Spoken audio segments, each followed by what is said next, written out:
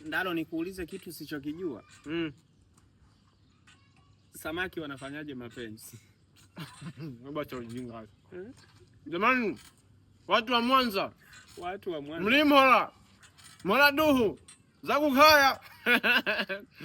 Abantu bose ba Mwanza. Wa Mwanza wapo. Wanajua kama Seli Mihogo anataka kuja Mwanza. Na sio kuja. Alikuwepo Iseni, anahamia kona ya Bwiru. Ila swali langu ni je, labda tuulize watu. Eti samaki wanafanya mapenzi. Sasa sikuna jike na dume. Sikuna jike na dume. Unajuaje kama huu ni jike huu ni dume?